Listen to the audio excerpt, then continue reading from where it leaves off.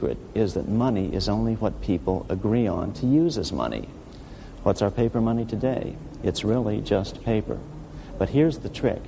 King Henry ordered that tally sticks had to be used to pay the king's taxes. This built-in demand for tally sticks immediately made them circulate and be accepted as money. And they worked well. In fact, no other form of money has worked so well for so long as tally sticks. Keep in mind, the British Empire was built under the tally stick system. The tally stick system succeeded despite the fact that the money changers constantly attacked it by offering the metal coin system as competition. In other words, metal coins never went completely out of circulation, but tally sticks hung on because they were good for the payment of taxes. Finally, in the 1500s, King Henry VIII relaxed the laws concerning usury, and the money changers wasted no time reasserting themselves. They quickly made their gold and silver money plentiful for a few decades. But when Queen Mary took the throne and tightened the usury laws again, the money changers renewed the hoarding of gold and silver coins, forcing the economy to plummet. When Queen Mary's sister, Queen Elizabeth I, took the throne, she was determined to regain control over English money. Her solution was to issue gold and silver coins from the public treasury and take the control over the money supply away from the money changers. Although control over money was not the only cause of the English Revolution in 1642, religious differences fueled the conflict. Monetary policy played a major role.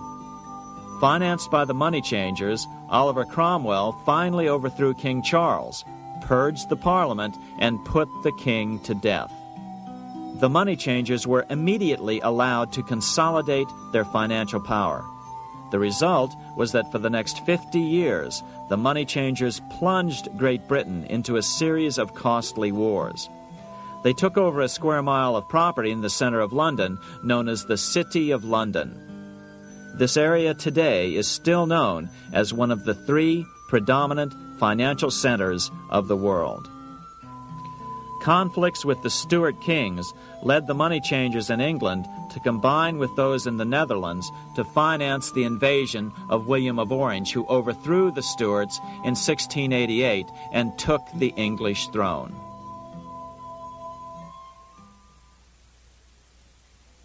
By the end of the 1600s, England was in financial ruin. 50 years of more or less continuous wars with France and Holland had exhausted her.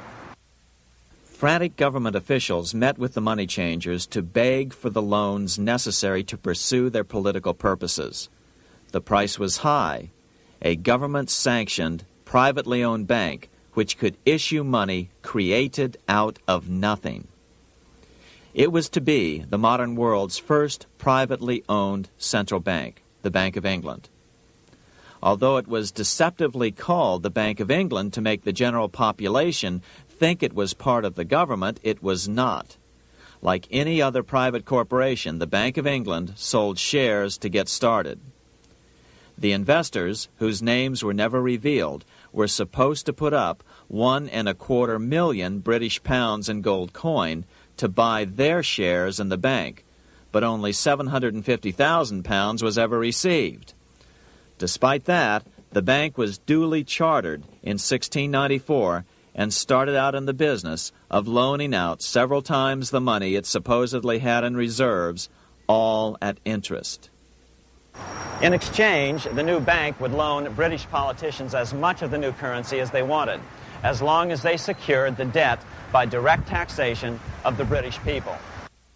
So, legalization of the Bank of England amounted to nothing less than legal counterfeiting of a national currency for private gain. Unfortunately, nearly every nation now has a privately controlled central bank using the Bank of England as the basic model.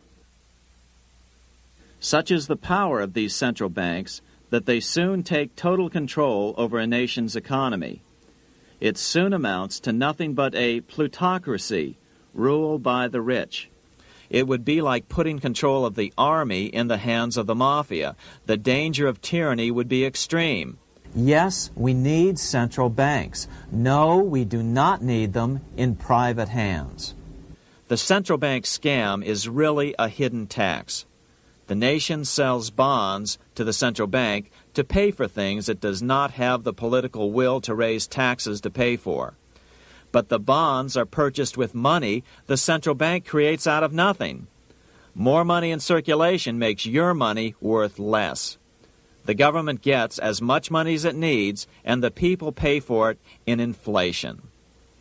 The beauty of the plan is that not one person in 1,000 can figure it out because it's usually hidden behind complex-sounding economics gibberish.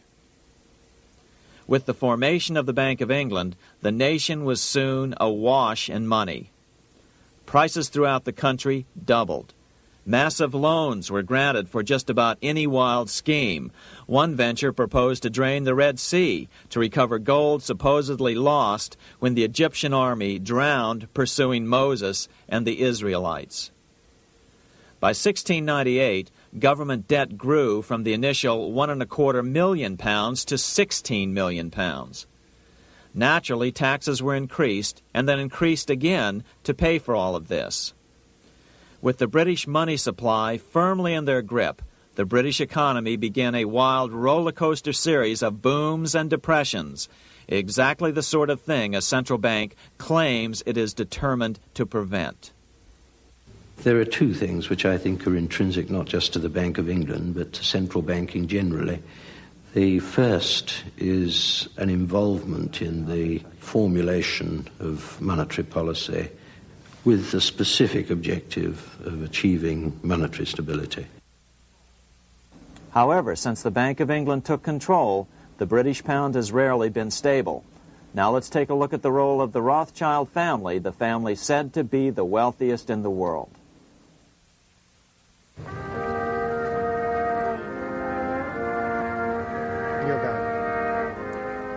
This is Frankfurt, Germany. 50 years after the Bank of England opened its doors, a goldsmith named Amschel Moses Bauer opened a coin shop, a counting house, in 1743. And over the door he placed a sign depicting a Roman eagle on a red shield.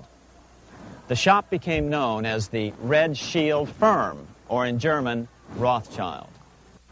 When his son, Amschel Meyer Bauer, inherited the business, he decided to change his name to Rothschild. Amschel soon learned that loaning money to governments and kings was more profitable than loaning to private individuals.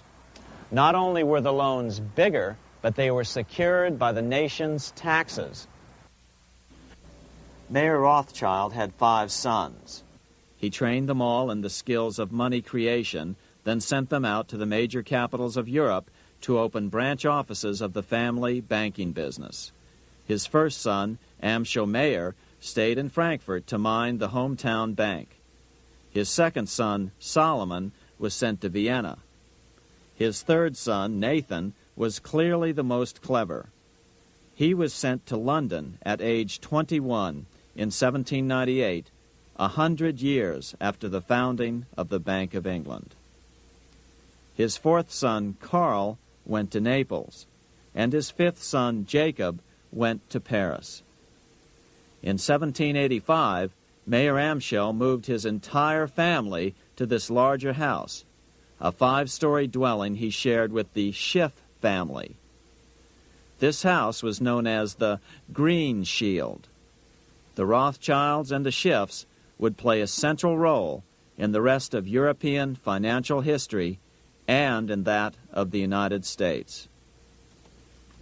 The Rothschilds broke into dealings with European royalty here at Wilhelmshof, the palace of the wealthiest man in Germany. In fact, the wealthiest monarch in all Europe, Prince William of Hesse-Kassel. At first, the Rothschilds were only helping William speculate in precious coins. But when Napoleon chased Prince William into exile, he sent £550,000, a gigantic sum at that time, to Nathan Rothschild in London with instructions for him to buy consols, British government bonds, also called government stock. But Rothschild used the money for his own purposes. With Napoleon on the loose, the opportunities of wartime investments were nearly limitless. William returned here sometime prior to the Battle of Waterloo in 1815. He summoned Rothschild and demanded his money back.